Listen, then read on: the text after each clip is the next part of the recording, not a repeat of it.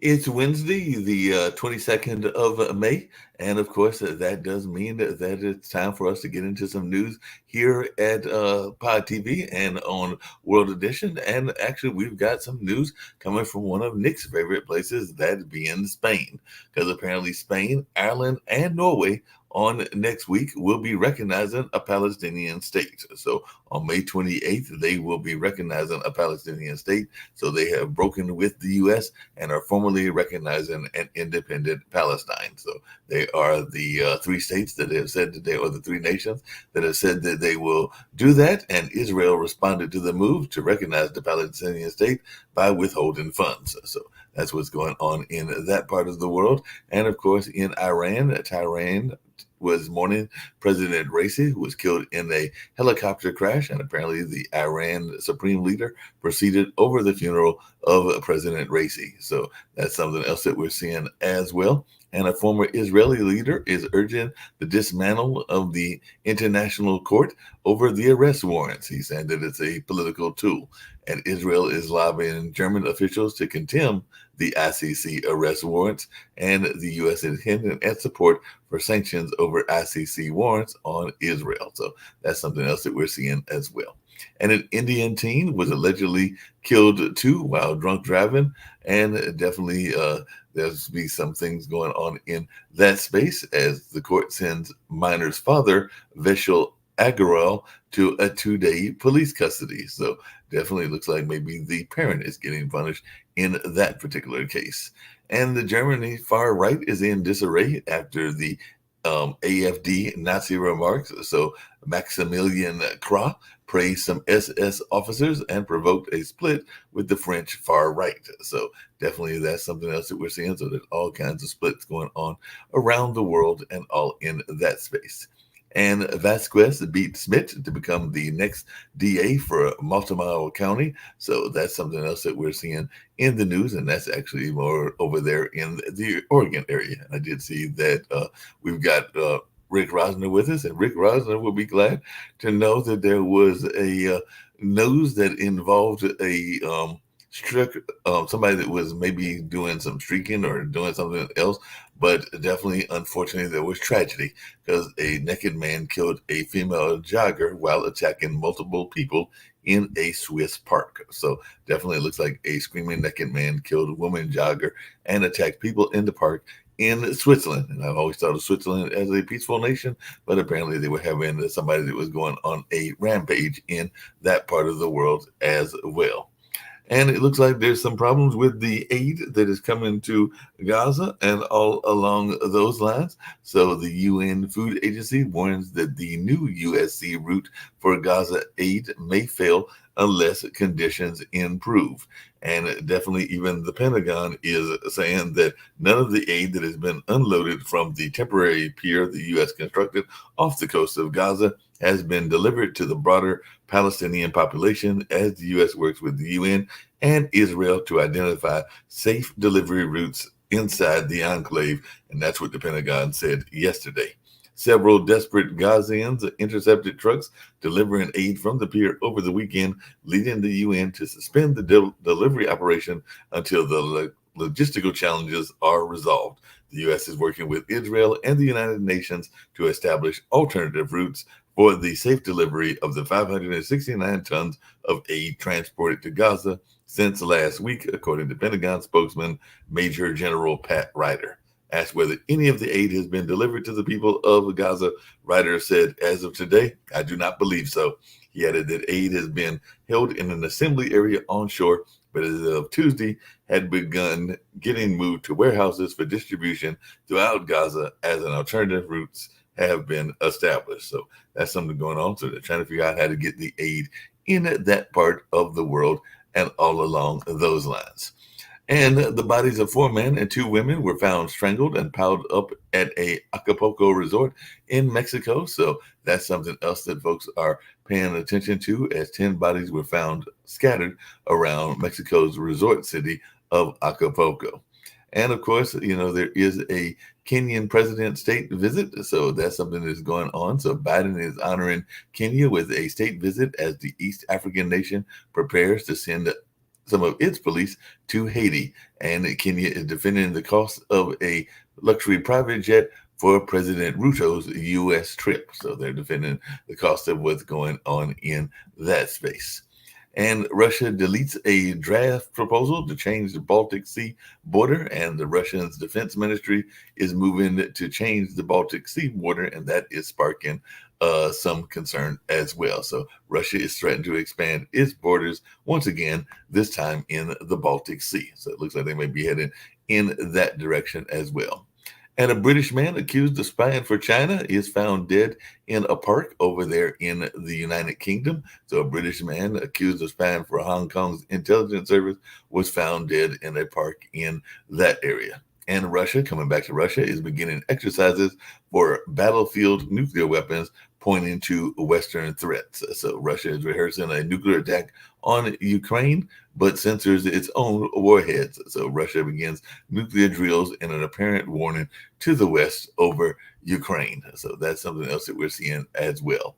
And a notorious serial killer who murdered over 20 women was assaulted in prison. Apparently he's in life-threatening conditions. So looks like he was savagely attacked in the prison, and that was the gentleman by the name of Robert Pickton. So it looks like he was savagely attacked, and he is clinging to life.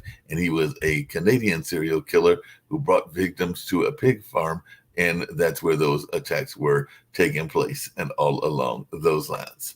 And China is warning of reprisal against Taiwan after the president's inauguration speech. So Taiwan's new president is calling on China to stop its intimidation after being sworn into a historic third term for his ruling party. So definitely it looks like there's some conflict in that part of the world as well, as the Taiwan president urged China to end threats, as Beijing says independence is a dead end. So definitely a lot of things are going on in the world, including Emmanuel Macron making a surprise visit to New Caledonia amid deadly unrest in that part of the world as well. So he flew into New Caledonia amid the ongoing unrest and what's happening in that way.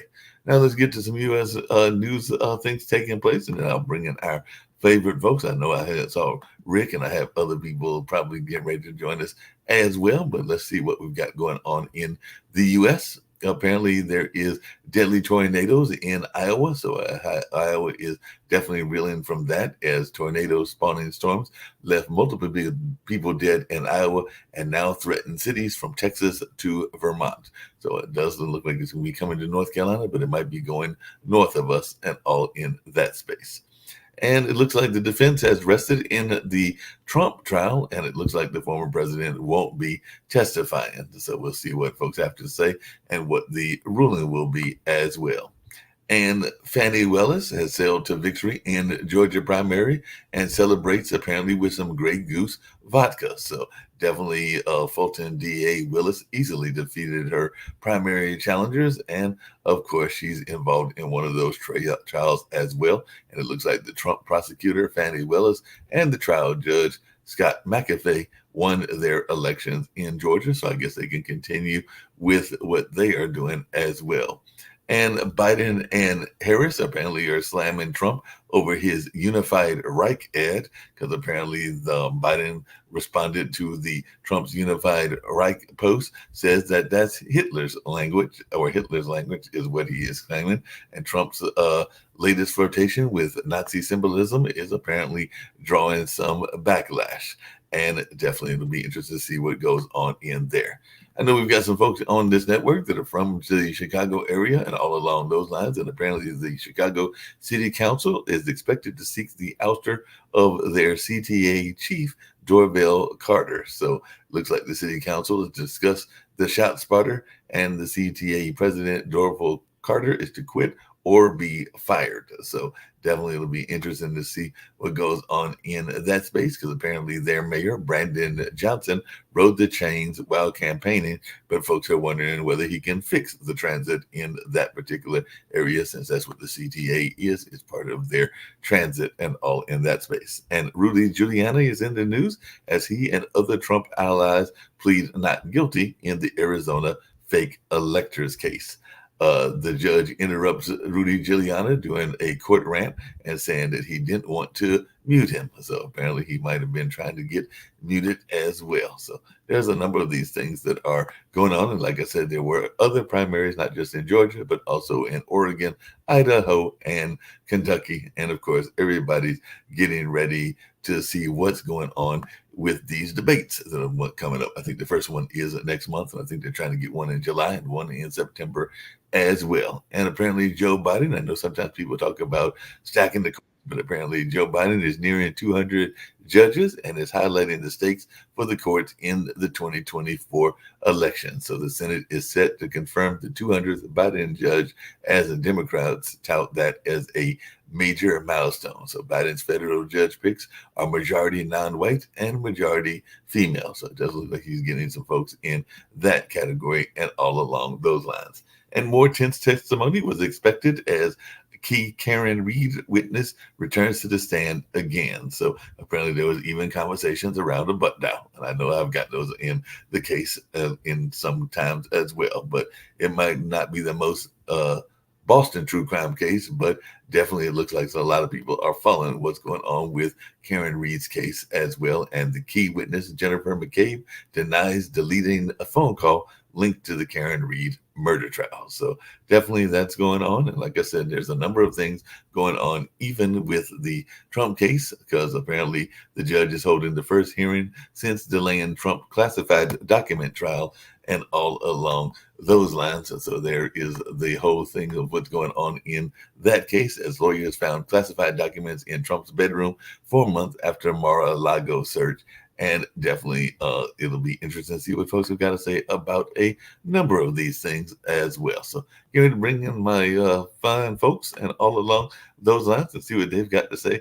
I've actually got to ask Rick a very important question about the Trump case, as well as asking Nick as well, because I did hear some interesting thing from some of the folks that are supporting Trump and all along those lines and all in that space. So, hey, Rick, one of the things I heard, and I think I've got Jacoby with me as well, is that some of the people on the MAGA side of politics and everything were talking about the Mar-a-Lago raid, and they were saying that they wanted to bring up the article of impeachment against Biden because apparently there was an order to shoot to kill that they are complaining was going on when that raid took place and everything. So apparently that's what they're trying to use as their article of impeachment, because they're saying that apparently there was this article of this shoot to kill. So did you hear anything about this? It's more garbage, because that language is common to any FBI search warrant. The FBI is, if they are met with deadly force, they're allowed to respond with deadly force. So it's boilerplate language and just more BS. Yeah, the problem is, Mark, you have to fact check some of the stuff. Latest thing I got on the internet from the Washington Examiner, and you'll love this one. But again, it's not been fact checked yet. Qatar and Saudi Arabia contributed almost $1 billion to Northwestern University. Okay. Now, whether or not they used their $1 billion recent contribution to Northwestern to persuade them to bring in 2 faculty members from Palestine and 5 scholarships that are Palestinian is yet to be seen. And also the problem, again, I pick it up on the internet, the credibility of the Washington Examiner. Like, I read the Epoch Times, I doubt their credibility on half the stuff. That hey, Nick, speaking of the internet, hold on a second. Speaking of the internet, because I want to hear from both Rick and Jacoby on this latest one, because I heard, which I had not thought about, we've got our own problems with the internet and everything, but I was reading an article yesterday where they said that a lot of the internet apparently is failing, because there was an article I was reading that said that like about 20% of the internet or some ridiculous amount goes to dead sites, and a lot of the internet apparently is vanishing. So I just wonder, since I've got two folks that are into the computer space, both Rick as an avid Twitter user and other users, and Jacoby, who's in this space, this notion of a vanishing internet. Because when I saw this article, and it was the one that I saw online yesterday, I'm going like, they might have a point, because sometimes if you go to various websites, the websites aren't there anymore. The information is gone. And this is one of the articles that I found, was this notion of a vanishing internet. Do we have to worry about the internet disappearing? Yes. But I mean, I don't think so, because take your computer, for example, or even your phone. Unused apps on your phone get removed from your phone all the time, so your phone's not disappearing. I think it's a oversimplification of the notion that there's sites that aren't being utilized, so therefore certain companies pull down their sites more so than the internet disappearing. The internet is our connection to the world at this moment. I don't think it's going to disappear. I think it's more so just going to change or keep evolving as everything else does. But I mean, this has been a problem actually throughout the history. So Yeah. however you maintained records, that's subject to decay, and like paper decays. A lot of early movies from before 100 years ago were made on celluloid film stock, which crumbles and is super flammable. There are some famous movies that don't exist anymore. Yeah. And- The real problem that we're seeing on the internet is the misleading, misrepresentation, what people call fake news. But I see it all the time, because I like to go to the source material to see exactly what happened, and I fact check a lot of the stuff I read off the internet, and it's fake. Now, what we need is some program that actually facts checks this and does, like when I'm applying to go to Spain, and you probably know that, Rick, since your daughter lives in England, you have to get your document apostilled. I'm going like, what the heck is that? It's like a super notary public. So, all the documents have to be basically verified by an apostille that says this is a correct. Well, you don't have that on the internet. Right now, anybody, including us, can put any garbage we want on the internet, and a lot of people eat it up like it's the truth. The latest was the Harrison Buckner speech. They misquoted, misrepresented, put their own narrative in. It just wasn't true, But then also they did that with Donald Trump as well. Now, I'm not going to say it's just a liberal cause that lies. It's also the conservatives do the same thing.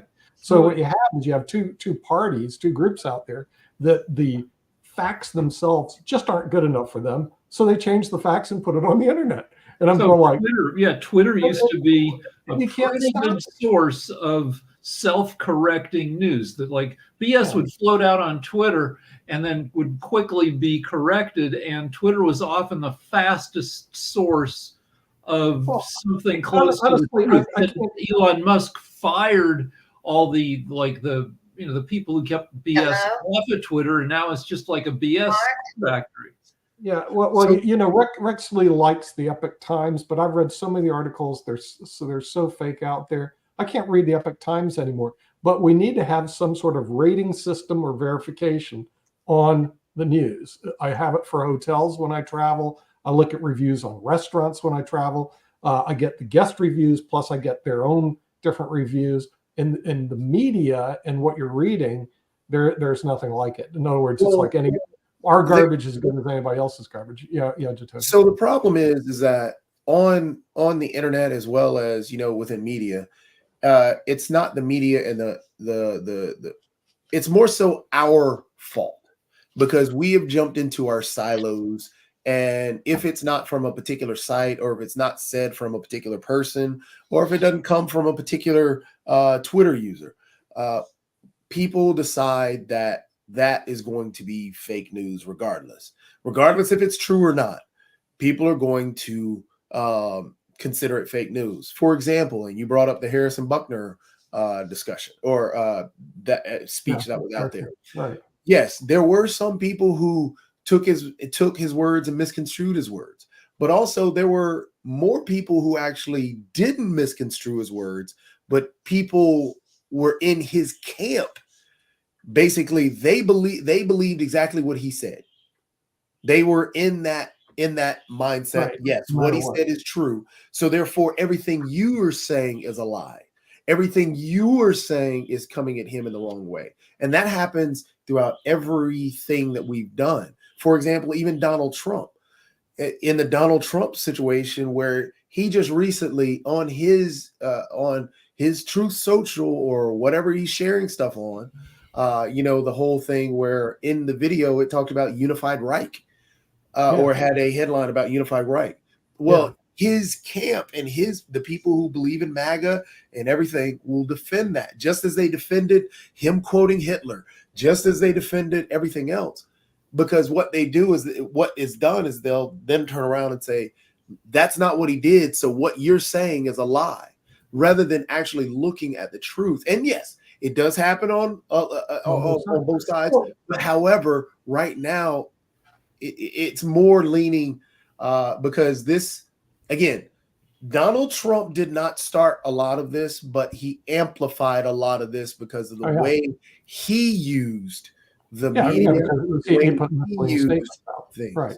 The fake news was there before him, but that became his excuse for anything against him. Well, what we need is some sort of rating system like they have in hotels and travel, and something that says this person's rated 8.0, which means he's good at what he's saying. This person's 2.0. The guy's FOS and bad at what I think. You can do that. You can do that because we have the computer technology to do that. They do it on hotels. They do it on restaurants. They do it on everywhere. But the media, you really think the Epoch Times is as good as any other place out there, and it isn't. It's verifiable. That's where there are truth checking. But Snopes is a truth-checking service, but conservatives attack it, saying it's a liberal joint and don't trust. People eventually, there's so much news flying around so fast, eventually you're going to have to turn to AI, and then you're going to have to decide whether you trust if your AI is telling the truth. And that's my exact point, is that there are, like Snopes, you've got PolitiFact, you've got a ton of different things. Like they actually did a whole rating system on which news is far left, which news is far right, which news is in the middle, which does balance, which does fair, and all this other stuff. They put that out there, but people, again, just as Rick just pointed out, we get to the point of I don't believe what they said because I'm in this camp, regardless if hey, Biden never said this, so I'm not going to believe that. Or AOC never said this, so I'm not going to believe that. Or Trump didn't say this, that's not what he meant, I'm not going to believe that. So we get in our camps and we even attack the truth tellers, and then we try and decide who's the truth teller leaning towards. Well, if we use AI, just as Rick said, who's controlling the AI? Well, the thing is, you can still have a ranking system. You have it on hotels today. You have it on restaurants. You have ranking systems with reviews. Now, what I do is obviously go to the ranking systems, but I also read the reviews because it gives you insight to what these people think. And some of them are bad reviews, but these people they're bad at everything. Or so they walk in the hotel at 5-star, they'd say it's horrible because to them the whole life is horrible. And I discount those people. So it averages out, and then you have so Nick, hold on a second. So Nick, hold on. So you're telling me that when you go to a restaurant that you're going to follow, and I used to be a elite and may come back and be an elite again, that you go to things like Yelp or you go to Glassdoor if you're going for a job or if you're going to hire somebody, because I know a lot of people will go to Glassdoor to see whether they're going to hire somebody. So you think that those kind of rating systems are good? Because I know that even you can game those too. Are helpful, yes. And that's what I'm saying. You can game those. A lot of bad actors will flood Yelp with BS 5-star reviews too, and then you have to go through and read the reviews and see if the language is suspiciously the same. You do have to watch people that will game the system on hotels and restaurants, but generally you can actually get a feel for restaurants and hotels like that. And I know Shaquille is somewhat like me. I only like 5-star hotels and 5-star restaurants. So other than that, okay, you can do 4 every now and then because the city doesn't have a 5-star hotel. So, for example, Nick, like so let's talk about that just for a moment. Sorry, Jacoby. So there's a bit of a delay, Jacoby, so I don't mean to talk over you if you want to. I was just going to say, for example, in terms of gaming the system, a lot of people right now are doing that in terms of like we can look at movies, how people are if they don't like a particular actor, if they think the movie is quote unquote woke. Right now, there's a video game coming out called Assassin's Creed. It's a brand new video game. It's in a series of games in the Assassin's Creed world where they're following a story in Japan about a samurai. And the samurai that they're following is actually based on a historical figure, which is a black samurai. People are actually attacking that video game because they feel that it's woke and that, oh, well, people should be mad at this video game. But they've never even played it because it doesn't come out till November. So these situations, and that's where it's just the rating system. I think we all agree on the rating system, but the tough part is because our society. You have to make sure the rating system's fair. So Rick, I think you're in San Francisco. No, LA, but it's the same thing. You're in LA, okay. So as you know, I've got family in California. I spend a lot of time in San Francisco. I spend much more time in LA, and I have gone through I apologize. What's the capital? I've just got a mental blank. Sacramento. I didn't think much of Sacramento. Sorry for the politicians that work out of there. Not my place, but Canberra. Love LA. San Francisco, to me, just personally, San Francisco is really special. It's one of the prettiest, most gorgeous places I've been to. So let's talk about the rating system.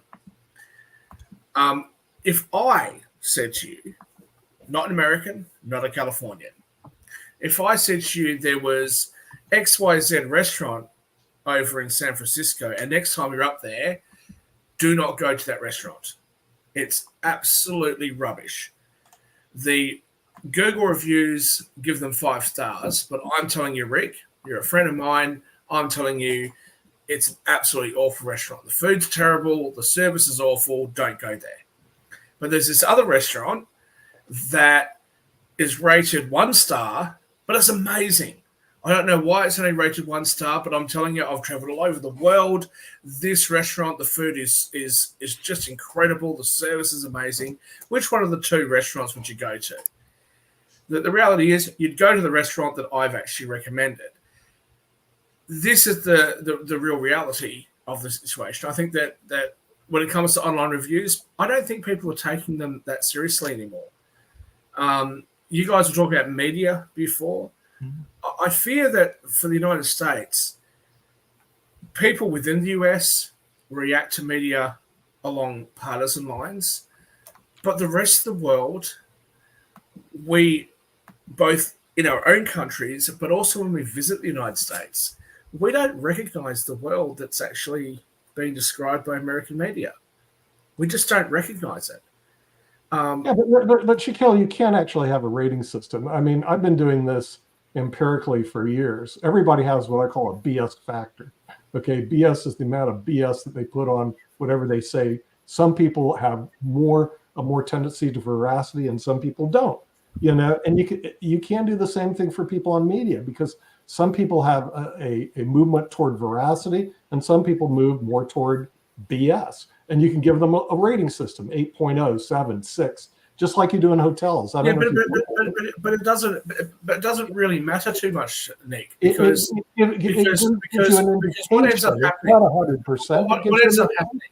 Nick and Sasha. What ends up happening, I think, is that you get people that make, I think, quite good points, but because they can't express it in a way that people that oppose them are going to accept, they end up being made to look like idiots. So let's take somebody who would be probably politically, from me, the most incredibly opposite to me. Let's take AOC. Mm-hmm. AOC says, we need to do all this stuff with green energy. We need to do all this thing and all this stuff. But you conservatives, the world's going to end in 12 years, and all you can say is, how are we going to pay for it? Now, does she have a good point, and is she misguided? Yeah, she's misguided. It's ridiculous for her to have ever said that the world's going to end in 12 years. But the point about we need to do something and how you're going to pay for it, that was a really good point, actually, because there is enough money, both in government and more importantly in private enterprise, to do some of the things that she's suggesting. You have a problem in the United States with bad health, with environmental concerns, with the subsidies going to farmers who are growing products that actually aren't in the best health interests of the United States citizens. There's all sorts of issues. But what do the Conservatives look at? She said the world was going to end in 12 years. That's what she looks at. And this is the same thing where you know, Jatovi, and I know you got your hand up, Jatovi and Mark often think that I'm, you know, some sort of hardcore conservative. I actually think that blacks in America have had a really rough time. There just happens to be certain things that I don't necessarily agree with. Do Black Lives Matter? Yeah, that's an important movement because blacks have been left behind, blacks have been discriminated against, and something needs to be done about it. But should people that support that movement turn a blind eye to those people that have abused that movement in order to steal things from a Gucci store? No, that's ridiculous. So when that flows over to Australia and New Zealand and to the UK, of course, those of us over here are going, why are you robbing the Versace store? What does that have to do with advocating for colorblind justice? And what we end up getting is vocal people from those groups saying, well, because you have, you know, criticized us, you must be against us. That's not actually reality. And I think that the predominant reason why we see that kind of division is actually because of the media. But Shaquille, along those same lines, I just see Jatovi's hands up as well and everything.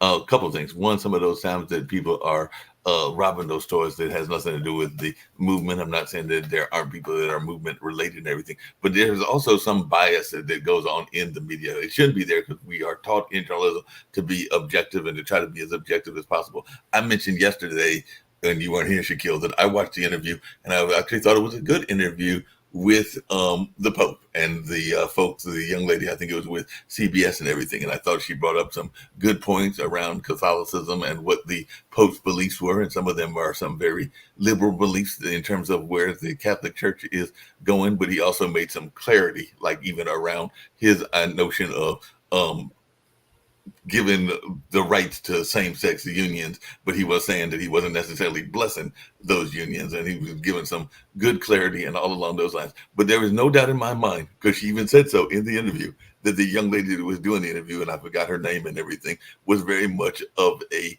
Catholic, was raised as Catholic. So she came into the interview with a bias, a pro-Catholic bias. And I do think that there are people that come into interviews with their own biases and everything. And like I said, I thought she did a good job. I thought she brought up some good points, and I thought that it was a fairly good interview. But I would also acknowledge that there was a bias that she was having because she was from a Catholic background. So Sorry, Jatovi and Rick both have their hands up. Can I just quickly say just one? Sorry, Jatovi, can I just quickly cut in? Mark, for a minute period of time, I went to a Catholic school. I've normally gone to Anglican schools or Church of England or was it Episcopal? I think is what you call it in the United States. But going to a Catholic school, as Nick has some experience with, you know, and I was the only person in my entire area that wasn't white. I could tell you, looking at nuns who are supposed to love you and care about you, and they're going to show you the right way, and they're dressed somewhere halfway between Darth Vader and the Ku Klux Klan. It's a pretty scary experience, let me tell you. Well, like, Shaquille, just to let you know, I did go to Marquette, which is a Jesuit university, so I did get my own experience with Marquette. Bit different for you, Mark, because you weren't the only person that wasn't white. I was. Jatovi and then Rick, and then I do actually have something else I'd like to say.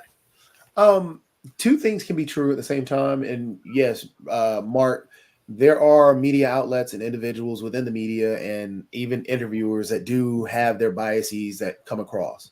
But I think that also gets back to what Nick is trying to get to is some type of rating system. And what Shaq had said at the start of the whole of what he said is actually true. And that's where it comes into us being a part of our own silos. Just like how you read a review and it's 5-star and you see a buddy of yours, you trust that buddy of yours more so than you trust that 5-star review. Those are part of the silos and the opinions that we fall into. So when people and Facebook is horrible for this. Actually, all social media is horrible for this because we get trapped in those. We get inundated with information based on the information that we put out there. Then we get in it. Then we find those friends that are in those same silos. And then when we try and venture out and we feel attacked, we jump back to those silos, which confirm our own biases, and we don't think about what somebody else says or consider what somebody else says. So that's where it gets tough about a media rating system, because again, we're in our silos. And if somebody says, hey, restaurant down the street has a 5-star, but Shaq tells me, and that's my boy, he tells me that it's not a 5-star. I'm not going to that 5-star restaurant because I trust my buddy rather than trusting the media. And that's how we begin those giant groups where the people end up believing the Proud Boys because that's in that silo. People begin believing Antifa in extremist ways because that's that silo that they fall into. So it becomes until we are able to actually have discussions and understand that, hey, I'm not attacking you for what you believe. I just want to learn more. I'm asking you questions to clarify some information and learn more about, not only my position, but also your position, because your position could come from somewhere else that I've never seen before.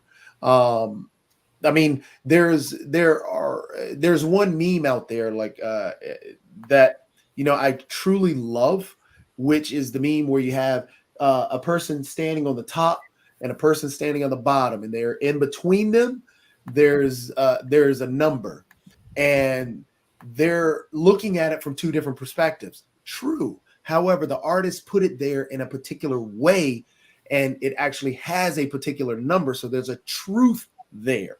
So we can it gets to that whole point of trying to understand. I'd like to respond to what you said, but Jatovi. Also, we've got to understand the truth and the realities of the situation, even though my perspective may be different and it could be wrong, but I get to understand the other person's perspective and also understand the truth behind the situation. I'd like to respond to what you said, Jatovi. Rick's got his hand up, but after he goes, I'd like to respond to. So there are technological and legislative fixes for the news. You can do real-time fact-checking in a lower third across the bottom of the screen, and you could make the news channels have a law that says you can't spend more than 20% of your news day on any one story. So you get more of a variety, but the will does not exist to implement any of these solutions. Freaking Fox News, you take them to court and they say, well, we're not really a news channel. We're an entertainment channel, and none of our viewers would actually believe what we're saying. So Fox News is busted, and to some extent, every other major news source is busted. Yeah, so just a couple things. Jatovi, you talk about looking at the truth and what is truth, but I think that different people, based on their own experiences, can view what is actual truth differently. I just want to say a quick couple of things. Sasha, thanks for being here, because when I first came onto this network many years ago, I came across being pretty moderate, pretty centrist. It was actually Sasha, I'm holding you responsible for this, Sasha, who, because I was not prepared to denounce Donald Trump, and Sasha was on a rant at that particular moment, I ended up being given this sort of label as being this right-wing person, which I really am not. And I think there's an important point there for those of you that are American, that what you guys consider to be the partisan issues is not necessarily what's viewed by everybody else, especially those people that are from different countries around the world. The issues that face the black community, for example, they're not necessarily the issues that face other communities that are black in other countries like France or England or wherever. And I think a lot of that actually gets lost. And I think that Americans don't see that very often. Now, how much do Americans comment on other countries? Relatively few times, because I think you guys tend to focus inward a lot more. Whereas for the rest of us in the world, all we see is your media. We watch your movies, we listen to your music, we see your news. We know more about what's happening with American politics than what's going on in, like for Australia, for example. We know far more about what's going on in American politics than what's going on in US politics. Hey, Shaquille, just really quickly. So just let me finish. Just very quick part. So, for example, you've got the Trump trial in New York at the moment. Mhm. So, most Australians, which is reasonable, don't actually really understand what the issues are here in this trial. What's the legal framework for these issues? So, what do? Well, if you're watching mainstream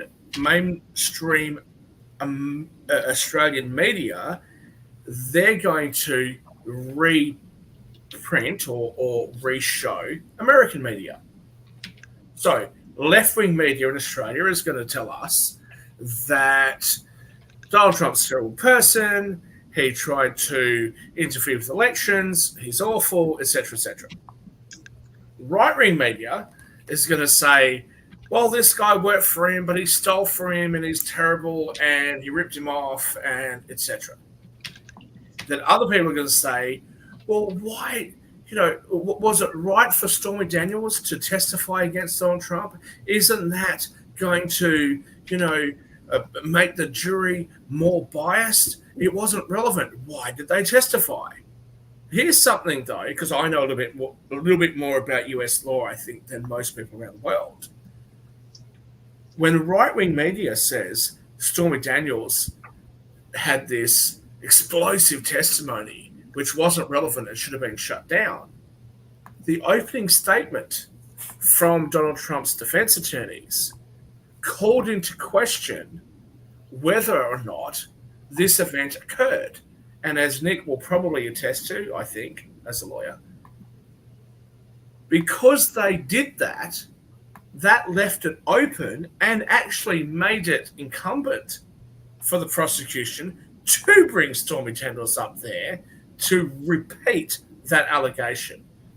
Now, that's a technical legal point, which is missed, I think, in American media, and is more so missed by the world around you guys.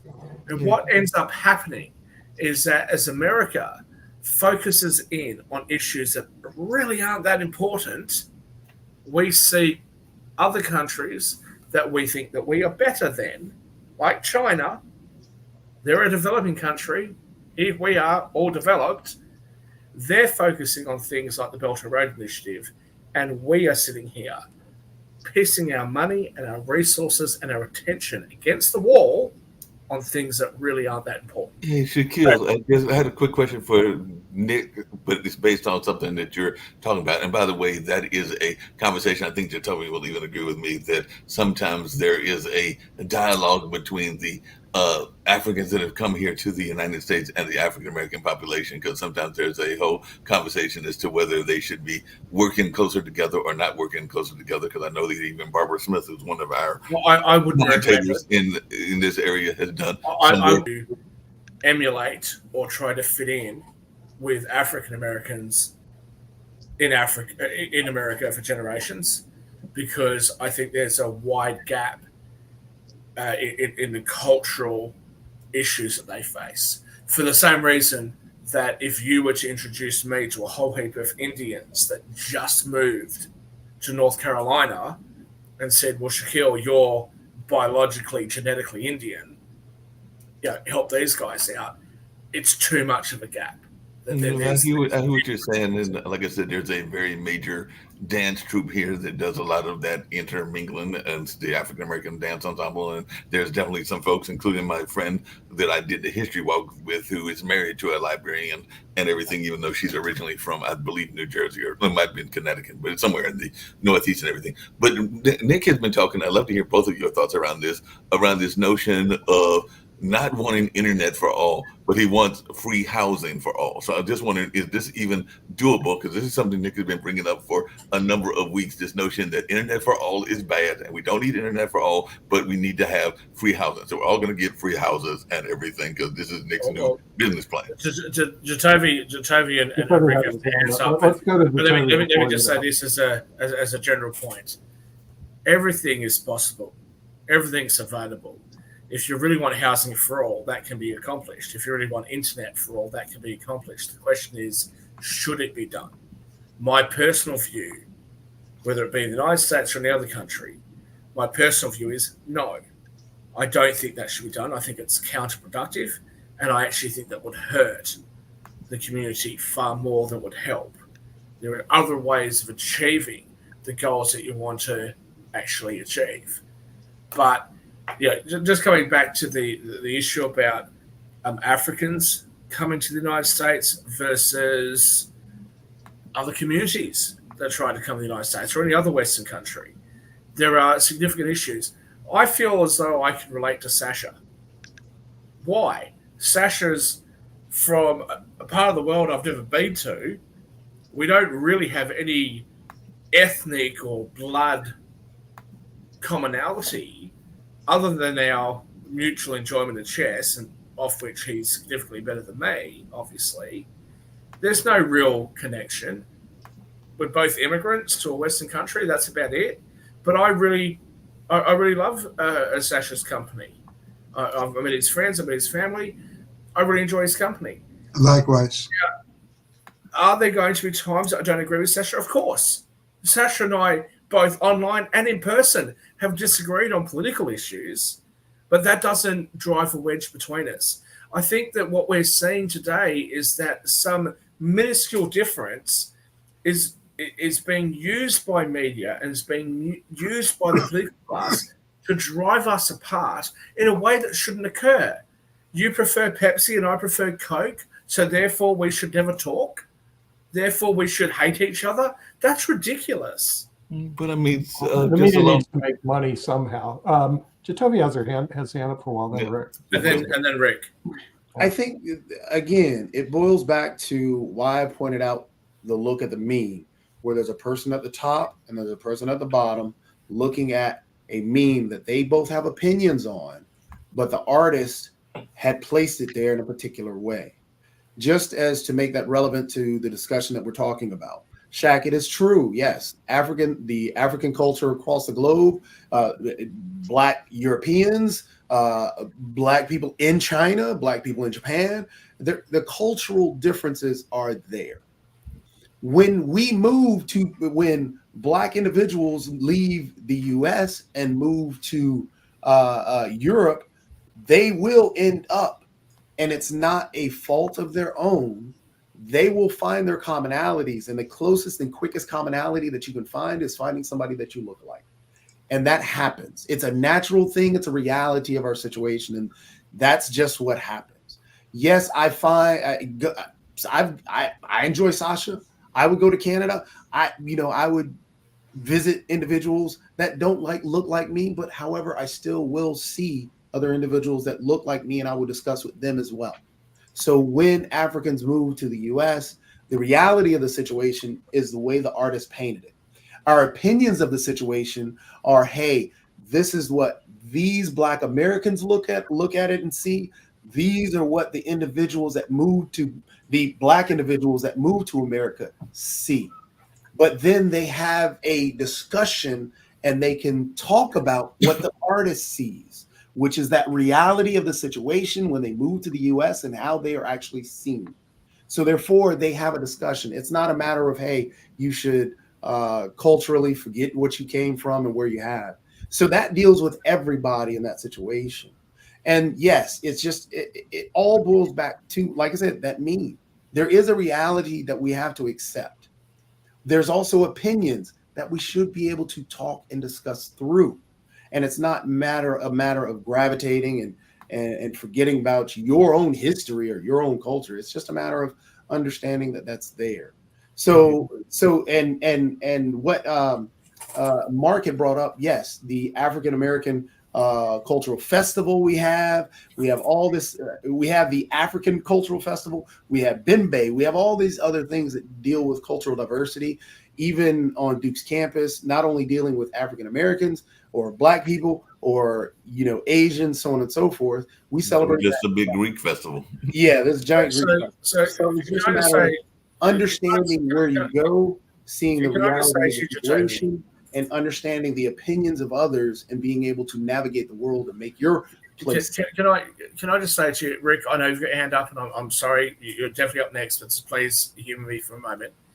Can I just say to you, Jacoby, what you're saying sounds perfectly reasonable, celebrating other cultures and understanding other cultures, but I think you don't necessarily realize that there are a lot of different cultures around the world that are not so open, that do not look at it through Western eyes about celebrating other cultures, and something I that. realize that.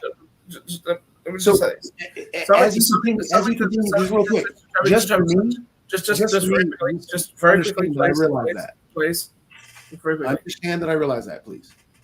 Okay, fine, you've said that. So I am by blood Indian, but I know nothing about India.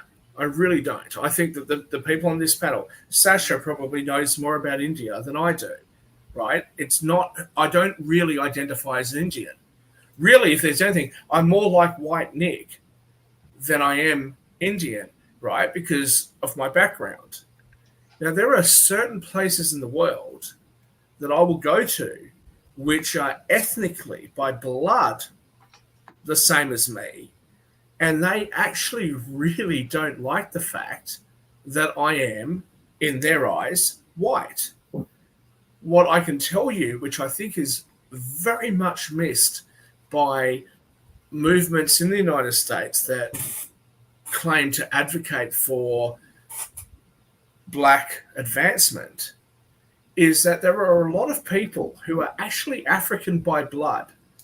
Forget about Africa itself, who are African by blood that live in other countries, that actually not only do they not agree with what is being proposed or what's being supported by the Black movement in the United States, but they actually resent it and they actually really detest it.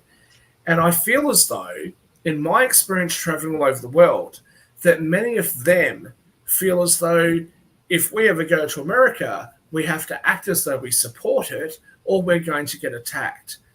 And I think that's a problem, actually, because whilst the experience of Blacks in the United States is relatively unique, it is an experience of oppression which is shared by African diaspora around the world.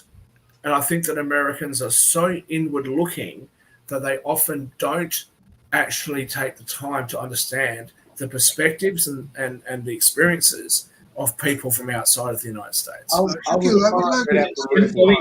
me say, in my car, I listen to nothing but stand-up routines.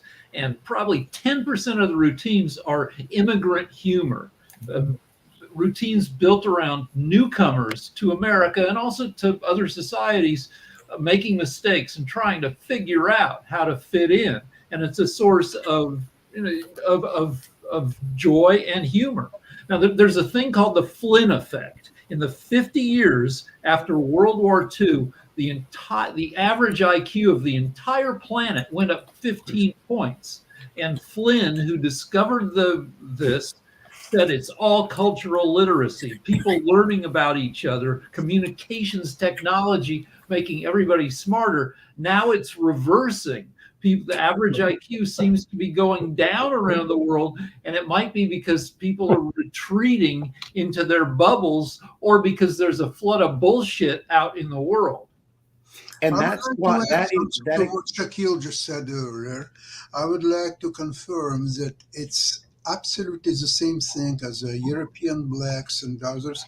In Canada, blacks are very different from US blacks, and they don't have the same ideas and the same aspirations and actions as they do have blacks in United States. So that means that in US, blacks is a very special and unique race.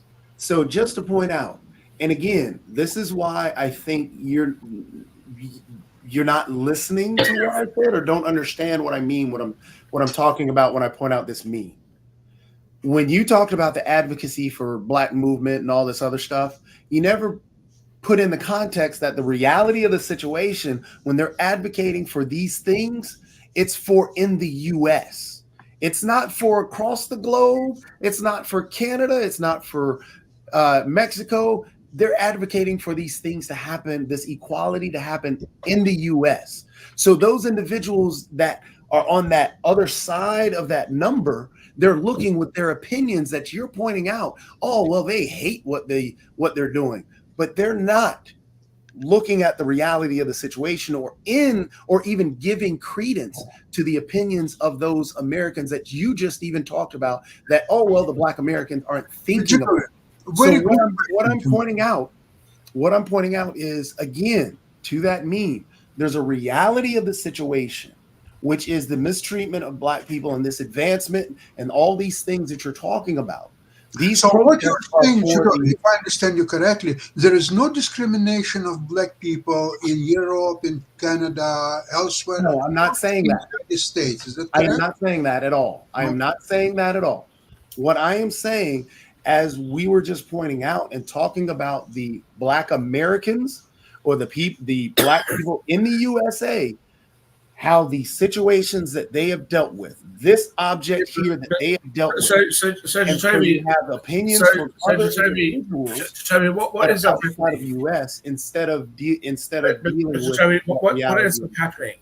What ends up happening, because the U.S. is such a powerful. Let me finish real quick, Shaq.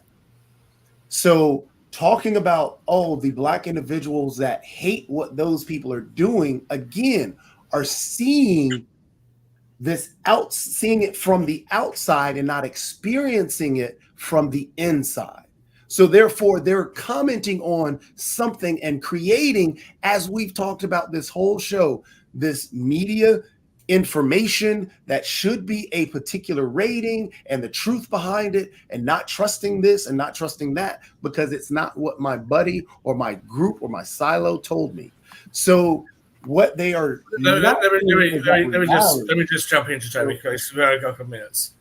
What you're saying, I think, is perfectly reasonable and relevant, right? Especially for the movements that you guys are trying to advocate for. But there is a worldwide impact. The United States is an important country. It's a powerful country. And it's an influential country. We listen to your music. We watch your media. We watch your movies. So much of what happens in the US permeates around the world.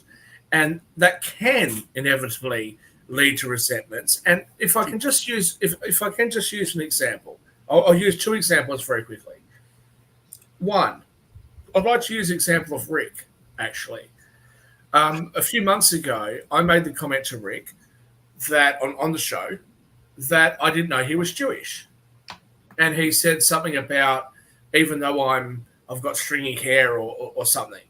And I said to Rick, well, I don't know. Like, is that what Jewish people look like?